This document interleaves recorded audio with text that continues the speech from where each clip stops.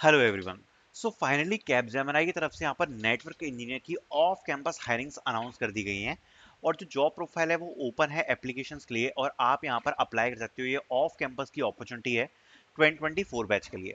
2024 batch के यहाँ पर सभी बच्चे यहाँ पर अप्लाई कर सकते हैं। कैपजेमिनी की तरफ से network engineer Gurgaon off campus की हायरिंग्स को अनाउंस किया गया है। इसके बारे में जरा डिस्कस कर लेते हैं। तो अगर आप देख सकते हो तो कैपजेमिनी की नेटवर्क इंजीनियर प्रोफाइल की हायरिंग है। जॉब लोकेशन गुड़गांव है। ऑफ कैंपस की अपॉर्चुनिटी ये हमें देखने को मिल रही है।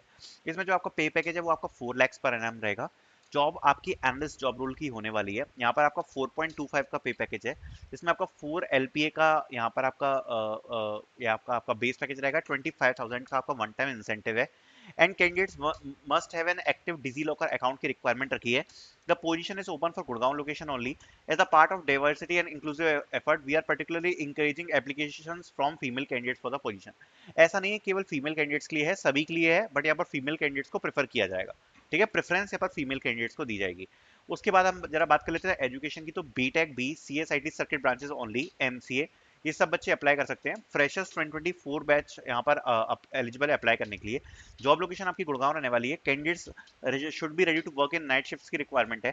Candidate should be work from Gurgaon की रिक्वायरमेंट है। Candidate should be ready to work in full time office model की रिक्वायरमेंट को रखा है। बाकी रिक्वायर्ड स्किल्स वगैरह मेंशन करी गई है। अब जब आप इस पर अप्लाई करोगे तो देख सकते हो आप अप्लाई करने का आएगा। यूज सेल्फ मेड रेज्यूम आप डाल सकते हो। उसके बाद प्रोसीड टू अप्लाई पे आपको क्लिक करना है। यहाँ पर अपना सीवी अटैच कर सकते हो। जेंडर आप अपना स्पेसिफाई कर सकते हो। गैप्स इन एजुकेशन ये सारी चीजें आप भर सकते हो। एंड यहाँ पर आप अप्लाई कर सकते हो। तो फाइनली कैपजेमिनी की तरफ से हमें सुपर सेट हायरिंग देखने को मिल रही है। एंड इसके बारे में हम आगे बढ़ते हुए थोड़ा सा डिस्कस करते हैं कि आखिर इसका जो एग्जाम पैटर्न है वो हमें कैसे देखने को मिलेगा एंड कैसा इसका एग्जाम होता है। ठीक है, तो डिस्कस कर लेते हैं फटाफट से। ये सबसे पहले ऑफ कैंपस की हायरिंग आपकी अपॉर्चुनिटी रहने वाली है, जैसा मैंने आपको डिस्कस करके बताया।